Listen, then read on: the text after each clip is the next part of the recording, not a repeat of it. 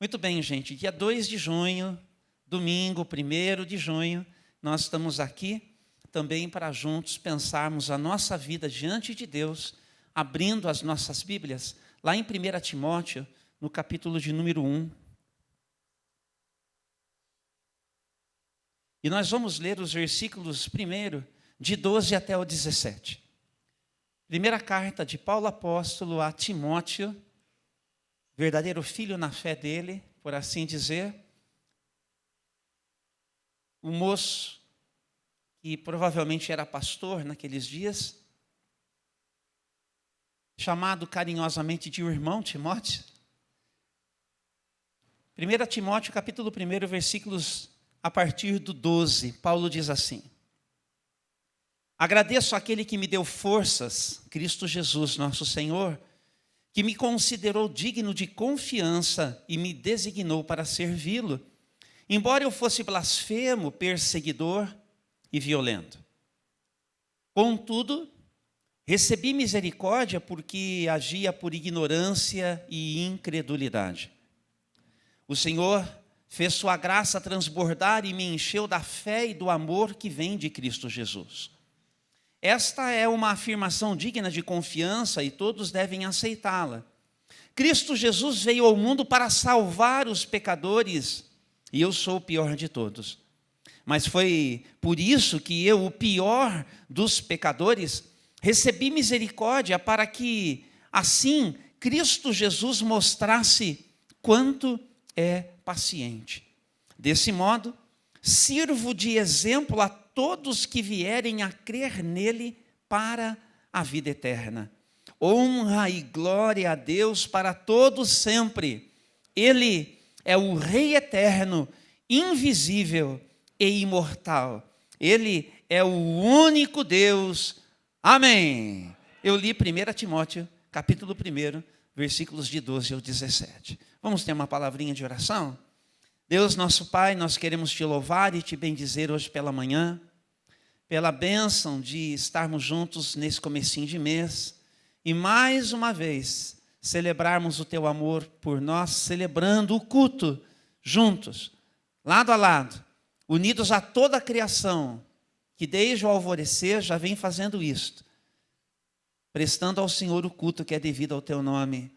Honra e glória e louvor e majestade, soberania e poder estão nas tuas mãos. Pelo seu Espírito, dá-nos a tua palavra, enriquece a nossa vida, ajuda-nos para que sejamos uma expressão contundente, visível da tua graça, da tua presença, do reino do Senhor no meio de nós.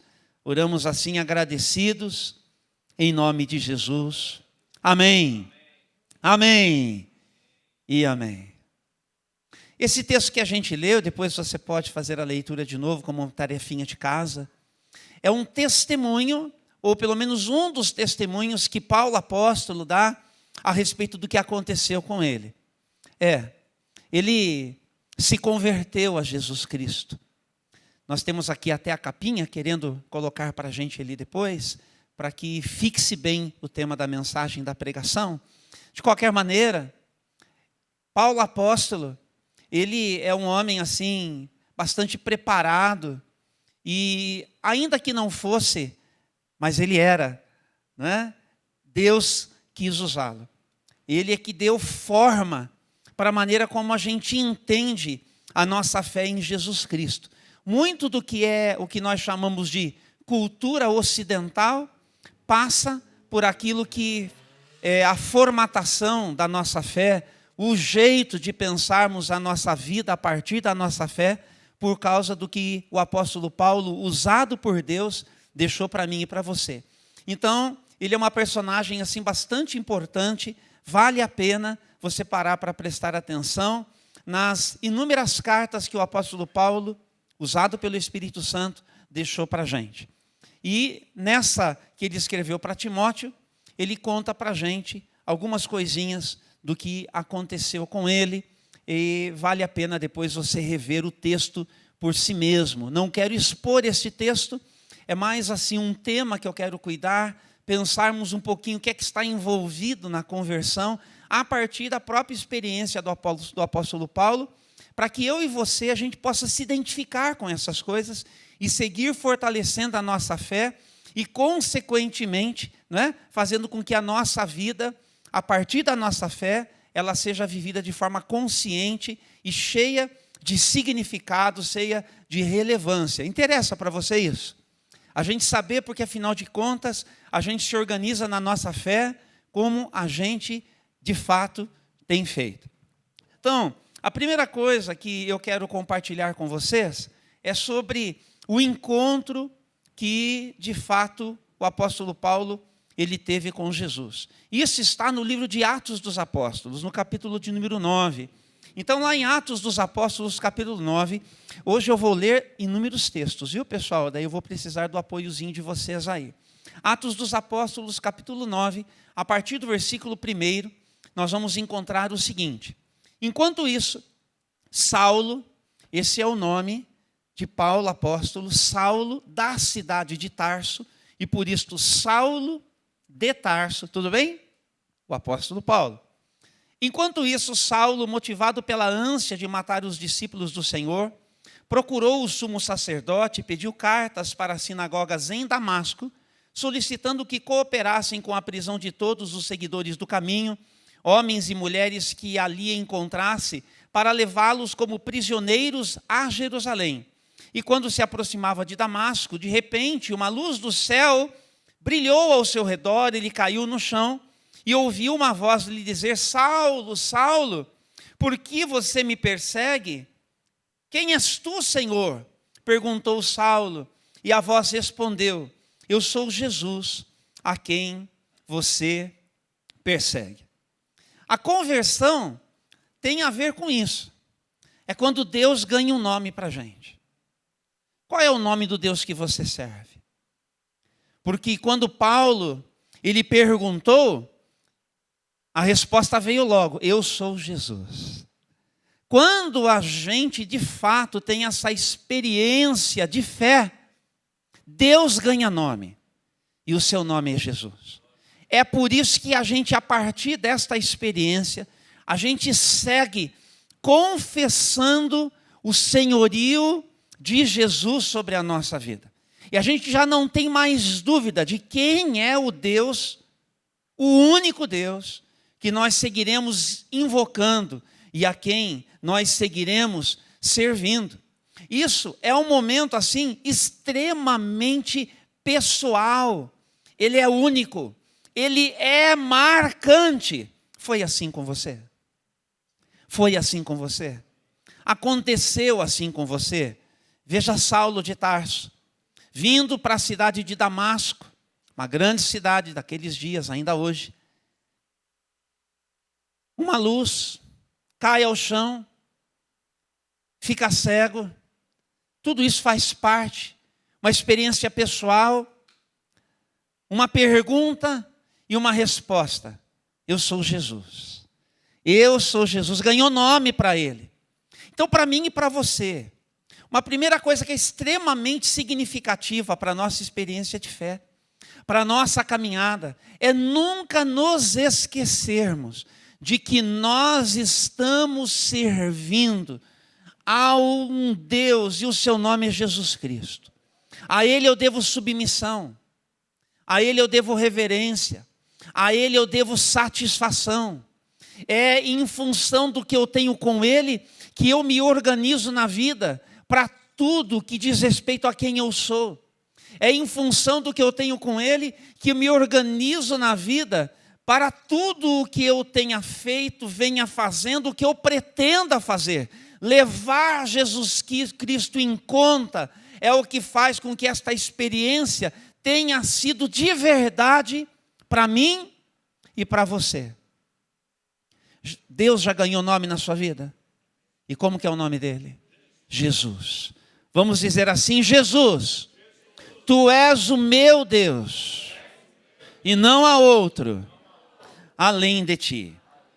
Em segundo lugar, nós todos precisamos passar por uma transformação. De que tamanho? Do tamanho que ela for necessária. Quando Paulo também escreve a um outro pastor chamado Tito, lá no capítulo de número 3. Em Tito, capítulo 3, a partir do versículo de número 3, o apóstolo Paulo diz o seguinte: em outros tempos, também éramos insensatos e desobedientes. Nós vivíamos no engano e nos tornamos escravos de muitas paixões e prazeres. Éramos cheios de maldade e inveja e odiávamos uns aos outros. Estamos todos prestando atenção nestas marcas? Éramos. Versículo 4. Mas, quando Deus, nosso Salvador, revelou a sua bondade, diga assim, bondade. Revelou o seu amor, diga assim, amor. Ele nos salvou, não porque tivéssemos feito algo justo, mas por causa da sua misericórdia. Disse assim, misericórdia. Bondade, amor e misericórdia. Vamos juntos? Bondade, amor e misericórdia de Deus comigo e com você. É por causa disso.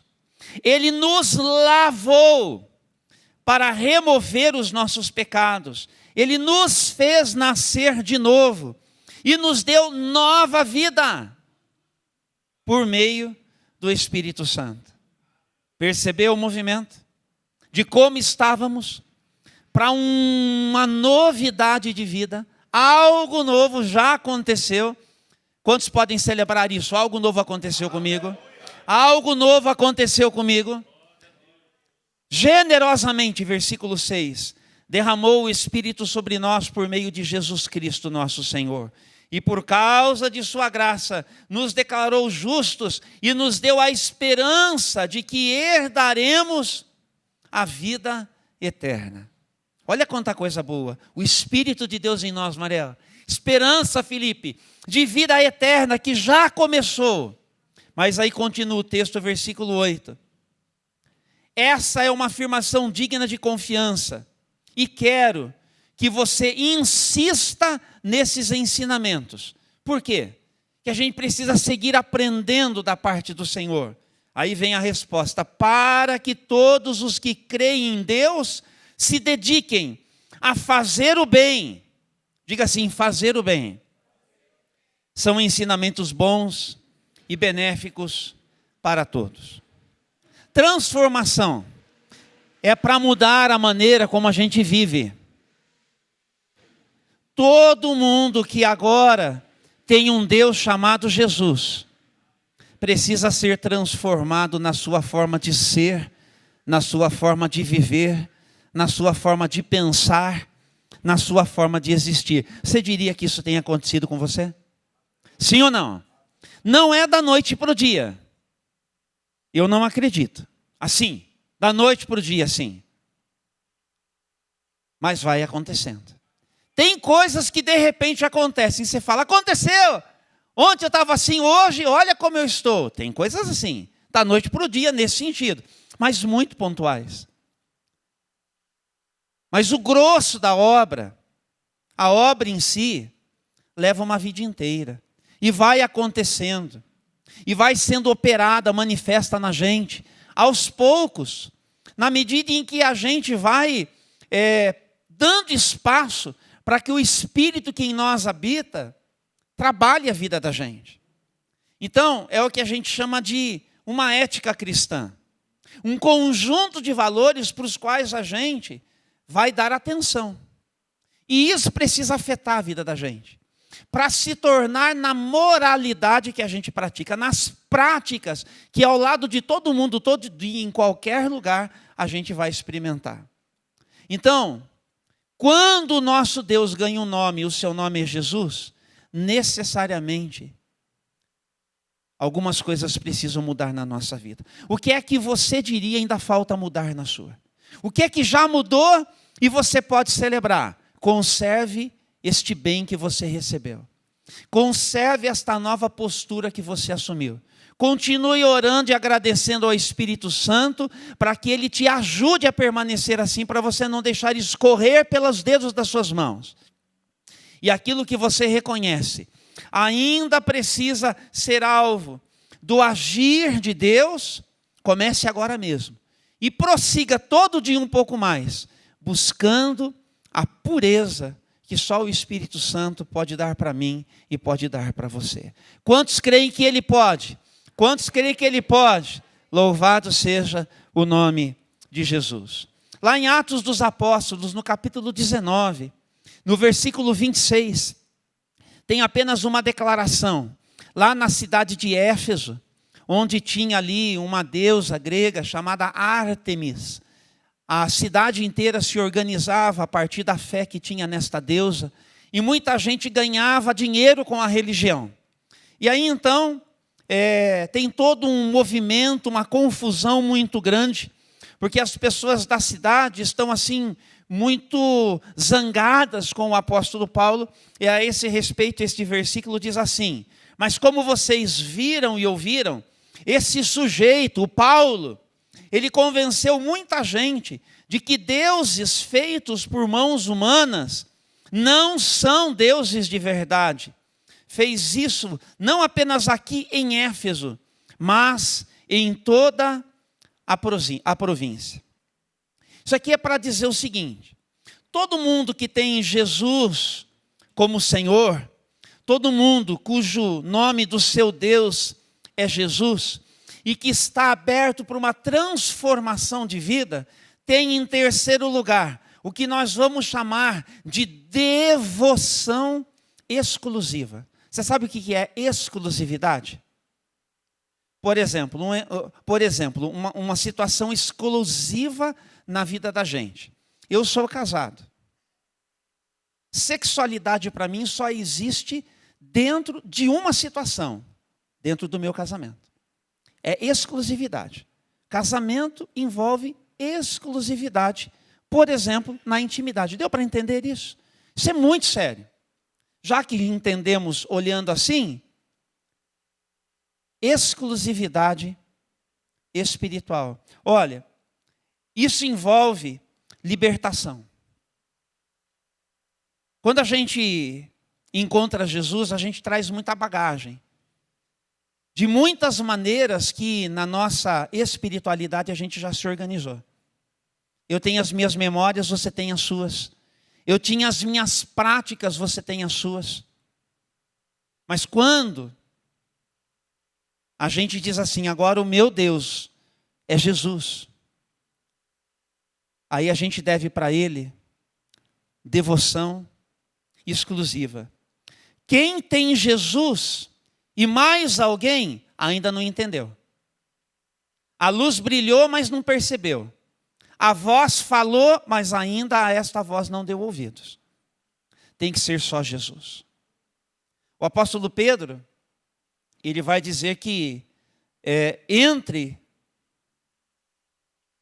homens e mulheres, ou seja, na humanidade inteira, não há outro nome, além do nome de Jesus, pelo qual importa nós sejamos salvos. É sério assim.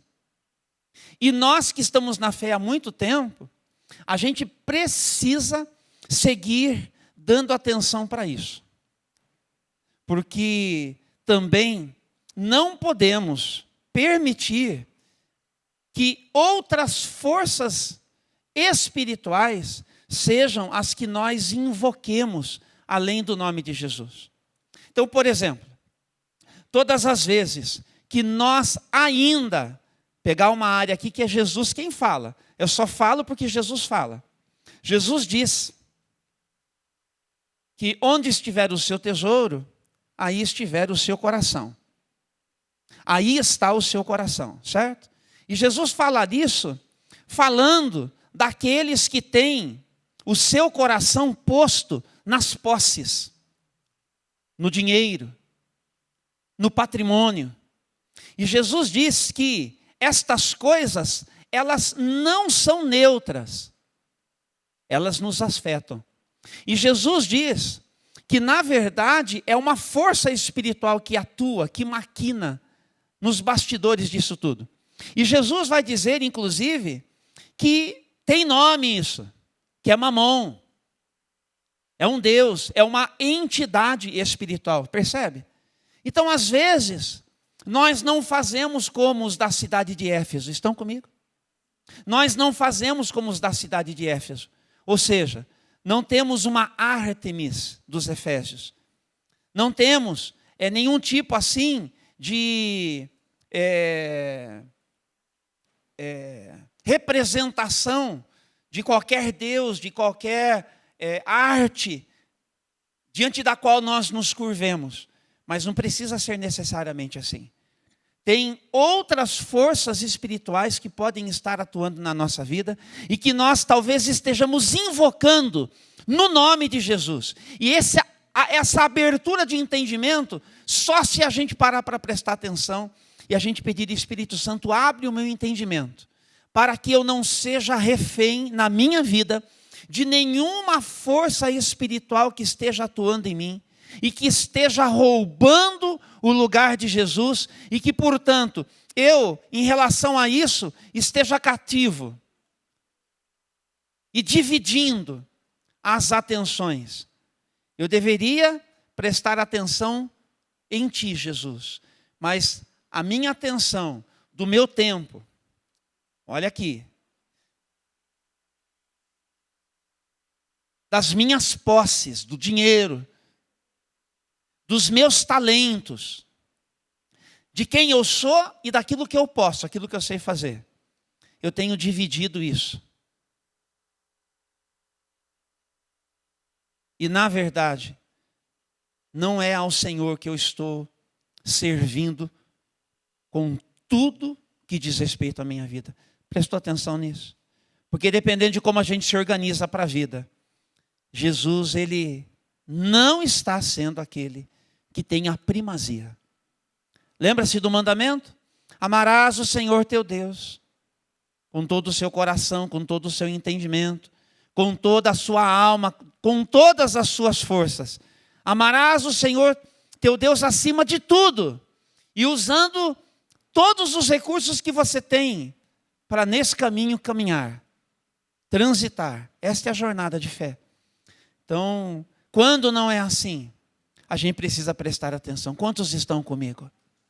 Porque quando a gente fala destas coisas, nós estamos rompendo com cadeias espirituais que nos prendem, que nos limitam. Porque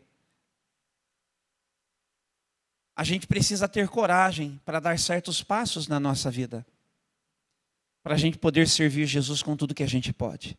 Deu para você entender? E isso é uma aplicação assim que você, na sua vida de oração, na sua vida de estudo da palavra de Deus, vai ser uma descoberta para você, para que finalmente você se torne alguém totalmente devotado a Jesus Cristo. Quantos querem isso para a sua vida? Queira isso, por favor. É por isso que nós estamos pregando aqui a palavra de Deus. Quando a gente, portanto, tem um encontro com este Deus e nós dizemos, agora o meu Deus é Jesus, e nós passamos, portanto, por um processo de transformação e vamos sendo transformados dia a dia. E, portanto, nós já entendemos que somente a Ele nós devemos devoção exclusiva. Nós temos um benefício muito grande, que tem a ver com direção. Quantos precisam de direção na sua vida? Direção. Então, lá em Atos dos Apóstolos, no capítulo de número 9, Atos 9, a partir do versículo de número 6, a gente volta para a cena do dia em que Saulo de Tarso, lá no caminho de Damasco, ele tem aquele encontro com Jesus. Lembra-se que nós começamos aqui, lendo o segundo texto que lemos foi este, continuando dali, capítulo 9, a partir do 6. Preste atenção na leitura, lendo bastante hoje a Bíblia, é bom, né, gente? Agora, levante-se e entre na cidade, onde lhe dirão o que fazer. Jesus falando, irmã Teresilda, para o Saulo. Versículo 10. Havia em Damasco um discípulo chamado Ananias. O Senhor o chamou numa visão, Ananias. Sim, Senhor, respondeu ele. O Senhor disse, vá à rua direita, à casa de Judas, e ao chegar perguntem por um homem de Tarso, chamado Saulo.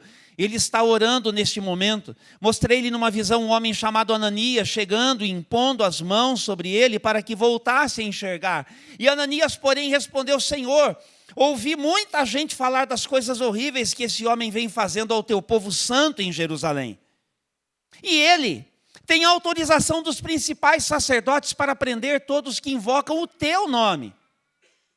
O Senhor, no entanto, disse: vá, pois Saulo é instrumento que escolhi para levar minha mensagem aos gentios e aos reis, bem como ao povo de Israel. E eu mostrarei a ele quanto deve sofrer por meu nome. E Ananias foi, encontrou Saulo e ao impor as mãos sobre ele disse: irmão Saulo, o Senhor Jesus que lhe apareceu no caminho para cá me enviou para que você volte a enxergar e fique cheio do Espírito Santo. E no mesmo instante, algo semelhante a escamas caiu dos olhos de Saulo e sua visão foi restaurada. E então ele se levantou, foi batizado e depois de comer, recuperou as forças. Você viu como Ananias, e o que é que se diz a respeito de Ananias lá no texto? Que ele era um discípulo que Jesus tinha na cidade de Damasco. O que é que Jesus deu para Ananias? Direção específica. Exatamente o que ele precisava fazer. Quantos creem que o Senhor tem direção para a sua vida? Levante a sua mão para você, se não crê muito, para passar a crer. Diga assim: ouse fazer isso. Eu creio que Jesus, por seu Espírito, pode dar-me direção. Pode dar-me direção. Nós precisamos de direção. Precisamos. E Ananias teve direção. E o Paulo apóstolo, quando ele vai depois, lá no capítulo 22 agora, de Atos dos Apóstolos, quando ele está sendo preso, está terminando o ministério missionário dele, ele vai ser preso em Jerusalém para ser julgado e depois morto. Quando ele está sendo preso e na mesma cidade de Jerusalém, ele vai então dizer algumas coisas e explicar que também ele recebeu direção específica de Jesus. Então, Atos 22 a partir do 13. Atos 22, 13. E Paulo dizendo assim: e ele veio, ele quem? Ananias. E ele veio, colocou-se ao meu lado e disse: irmão Saulo, volte a enxergar. E naquele mesmo instante pude vê-lo. Então ele disse: o Deus de nossos antepassados escolheu você para conhecer a vontade dele e para ver o justo e ouvi-lo falar. E você será testemunha dele, ouvindo, dizendo a todos o que viu e ouviu. Deu para entender? Direção específica. Vamos orar por direção específica na nossa vida.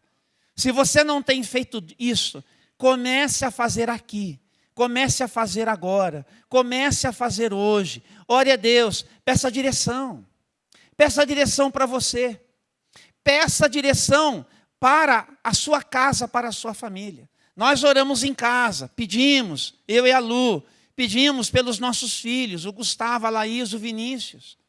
Pedimos direção para a vida dos nossos pais, mencionamos os nossos pais.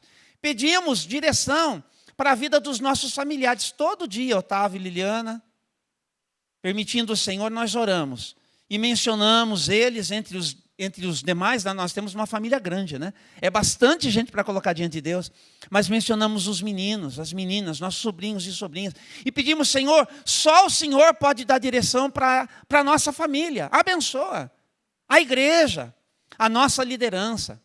Você sabe quais são os nossos líderes? Você ora pelos nossos líderes? No momento, o nosso pastor global responsável pelo Brasil é o pastor Daniels, sua esposa, a Debbie. Nós temos liderança regional, o pastor Alessandro e sua esposa Cristiane.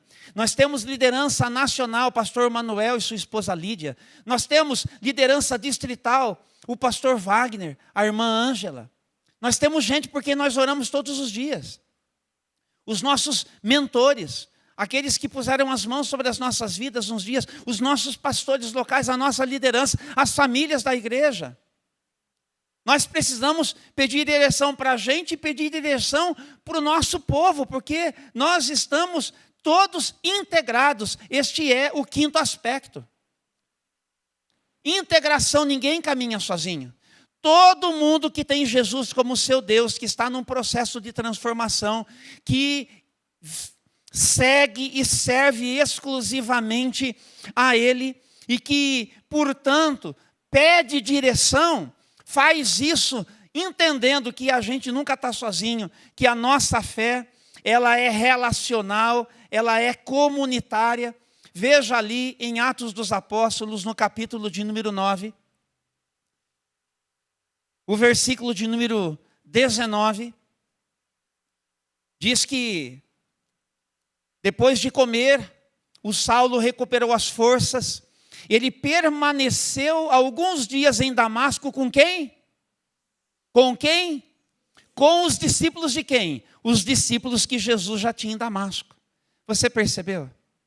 A nossa vida, ela é comunitária. Nós precisamos disso aqui que a gente está tendo hoje de manhã. A gente precisa daquilo que a gente tem nas nossas casas, nos pequenos grupos. A gente precisa daquilo que acontece nos dias de estudo bíblico. A gente precisa daquilo que acontece nos momentos de ensaio dos ministérios para servir no momento do culto. Daquilo que acontece nas oficinas do Mirada de Amor, dos 50 a mais. Daquilo que acontece quando mulheres se encontram, quando homens se reúnem, quando jovens e adolescentes também se organizam para se encontrar. Nós precisamos andar juntos. Diz para quem está ao seu lado assim, ande junto.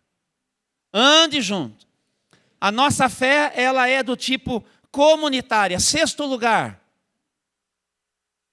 Atos capítulo 20, versículo 24.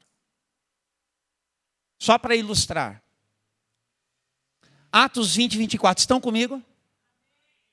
O apóstolo Paulo diz assim: mas a minha vida não vale coisa alguma para mim, a menos que eu a use para completar a minha carreira e a missão que me foi confiada pelo Senhor. Dar testemunho das boas novas da graça de Deus.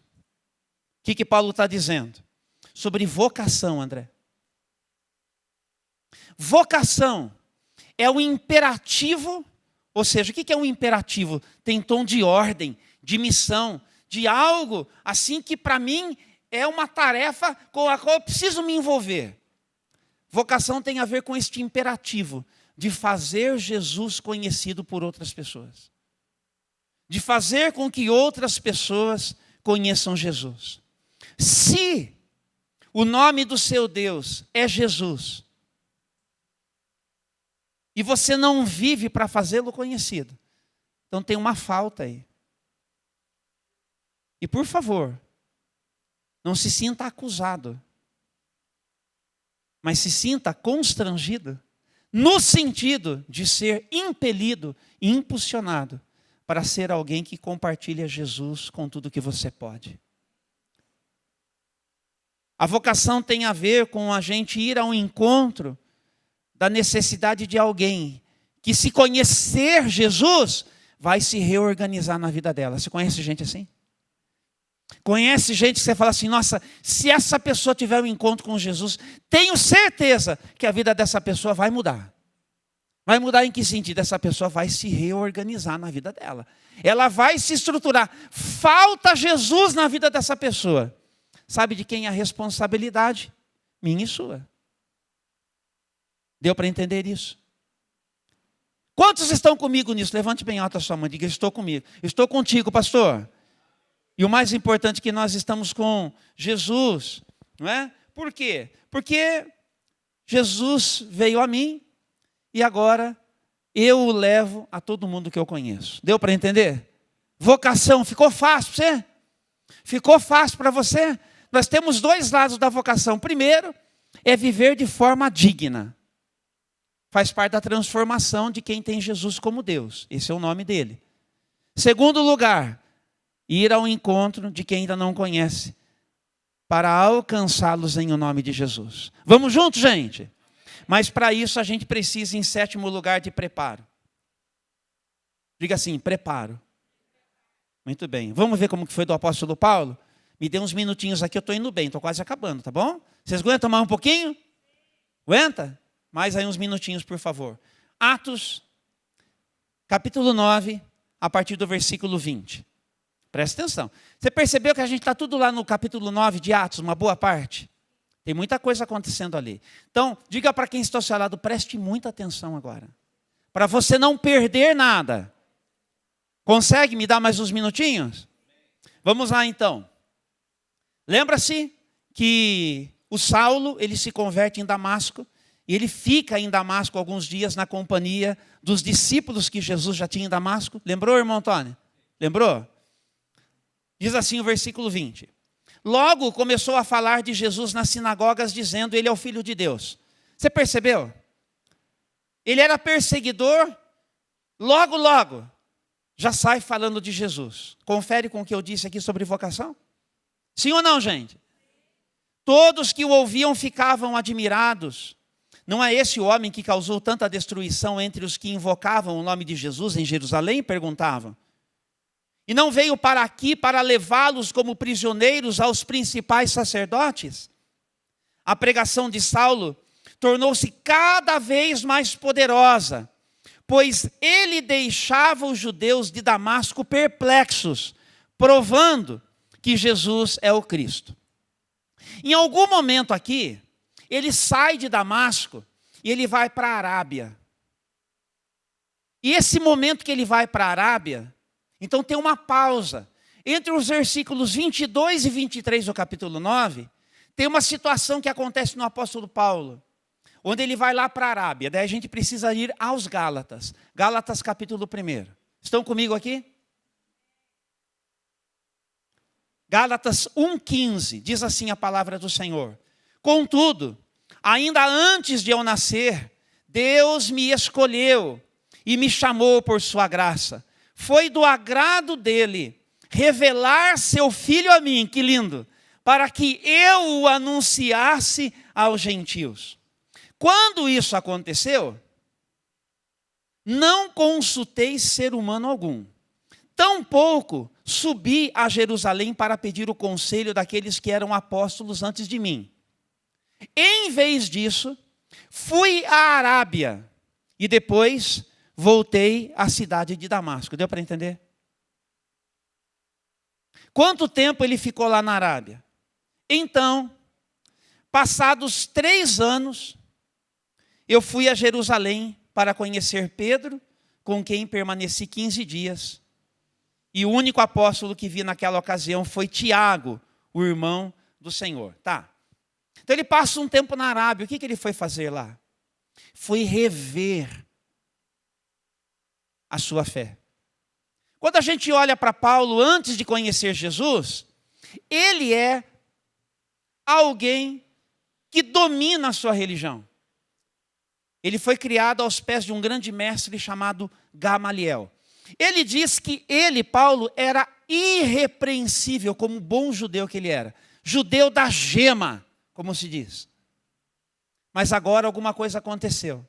Ele precisa ir de novo para a palavra de Deus. E naquilo que ele já conhecia, enxergar Jesus do jeito que ele precisava. Você entendeu? Você entendeu porque você tem que estudar a Bíblia?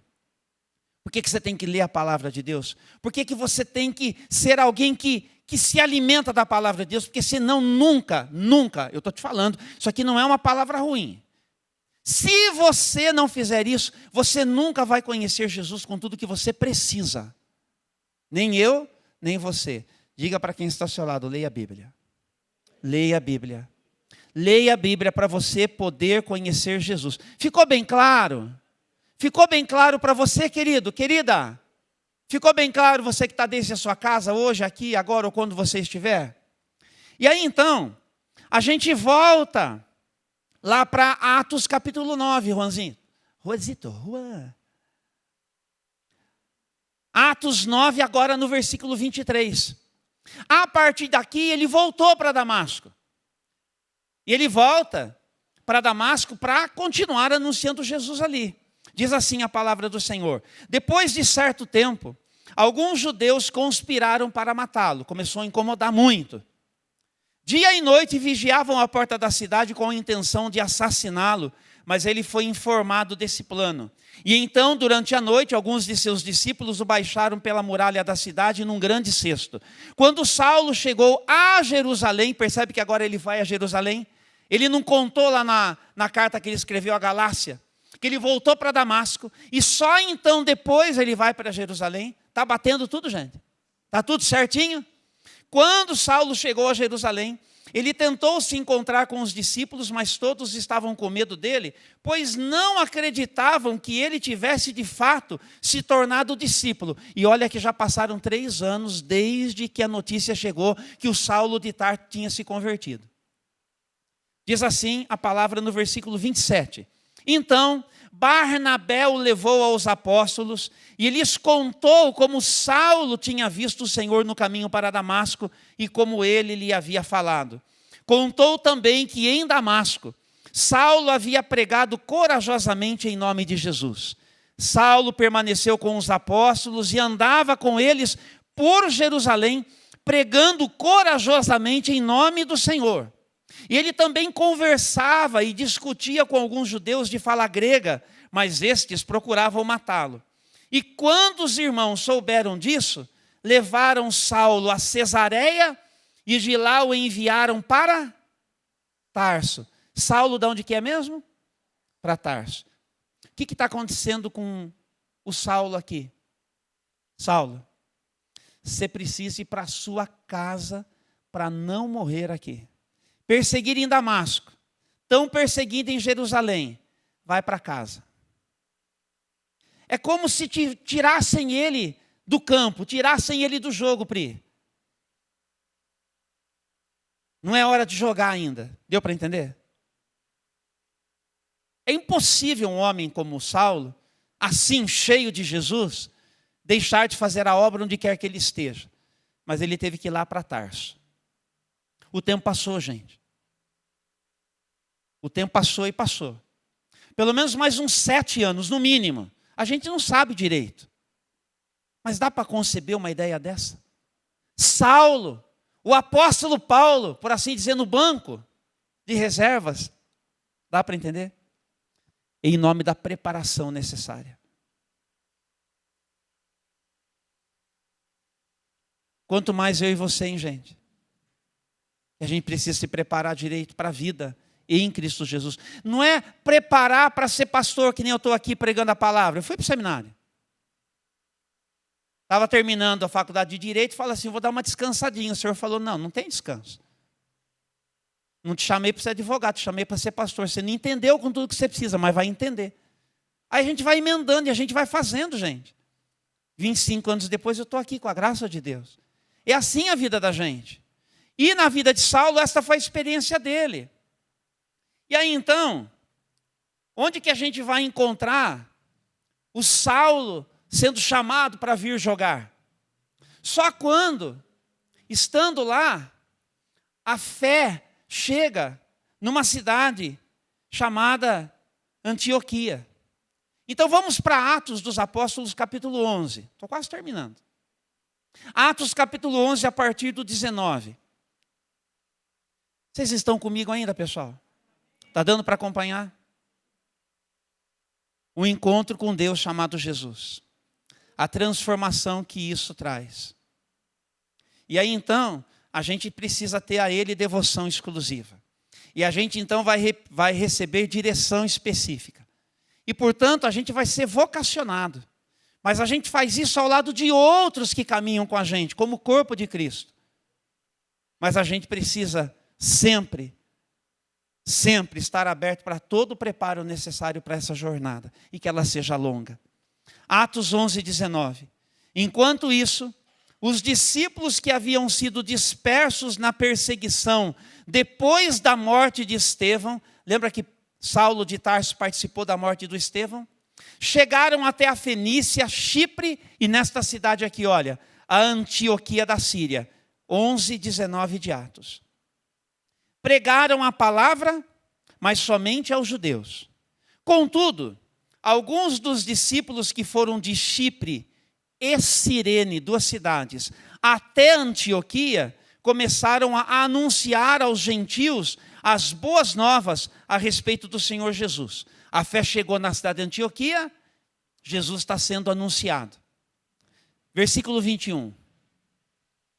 A mão do Senhor estava com eles, E muitos desses gentios creram. E o que aconteceu? Se converteram ao Senhor. E quando a igreja de Jerusalém soube do que havia acontecido, enviou Barnabé até Antioquia. Barnabé era tipo um apóstolo daqueles dias, que nem o pastor Francisco.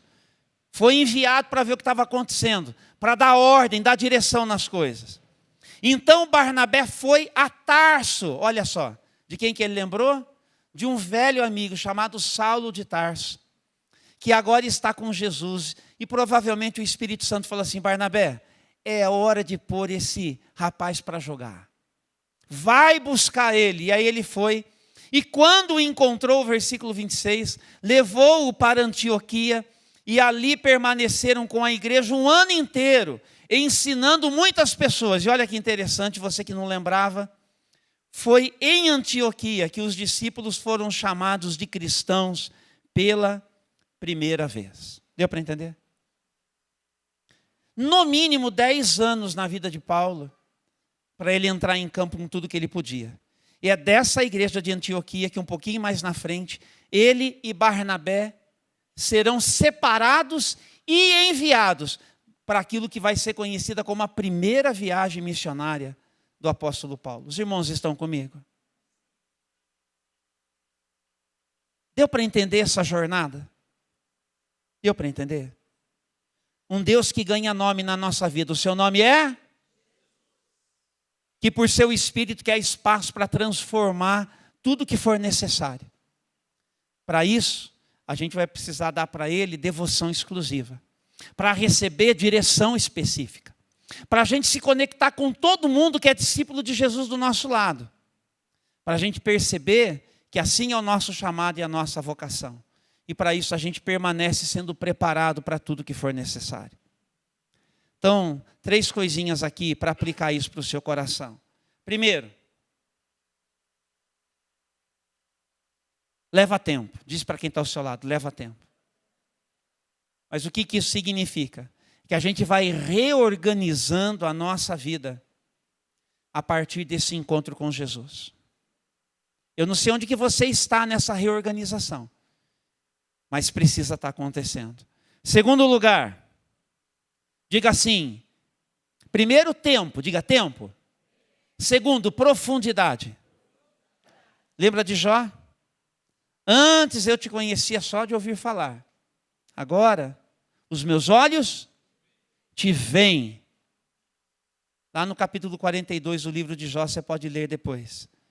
O que a gente precisa para ver Jesus? Arrependimento. Quanto mais a gente se arrepende de quem a gente é, mais a gente conhece Jesus. Pastor,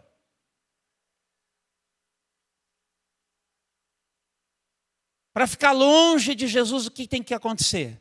Você tem que parar de se arrepender. O dia que você parar de se arrepender, você vai ter um grande distanciamento de Jesus. Terceiro e último lugar, diga assim, universalidade. Entende essa ideia de universo? Tem uma canção, né, do rapaz que era lá do... É o PG, né, que era do Oficina G3, que fala, meu universo. É só para que eu lembrei aqui. É porque a gente precisa apresentar esse Deus chamado Jesus, que se mostrou para a gente, para todo mundo. A gente já falou sobre isso, sobre vocação.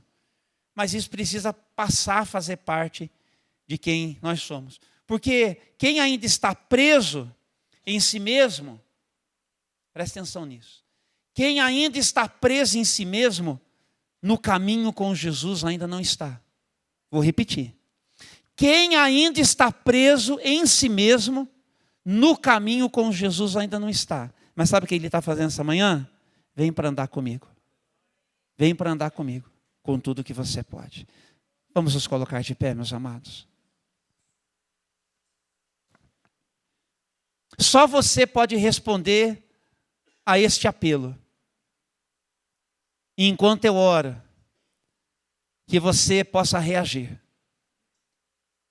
Você tem um nome para invocar. Você tem direção específica para pedir. Você tem uma decisão espiritual para tomar devoção exclusiva. Você tem a decisão de andar junto. Você tem uma missão, a de levar Jesus, sua vocação. E você precisa também estar disposto a seguir sendo preparado com tudo o que você tem de ferramentas para você seguir nessa preparação. Quantos estão dispostos hoje pela manhã? Você está disposto? Então vamos responder em oração com força agora, vamos? Está comigo nisso? Eu sei que a mensagem é um pouquinho mais longa, mas mal não vai fazer. Só vai fazer bem para você. É o meu dever. É nosso privilégio. Abra suas mãos, ponha sua mão no coração como você preferir. Deus nosso Pai, hoje pela manhã, nós passamos um bom tempo aqui. E nós te agradecemos por tudo que juntos na tua presença nós realizamos. E pedimos que neste momento, cada decisão de fé que está sendo tomada aqui,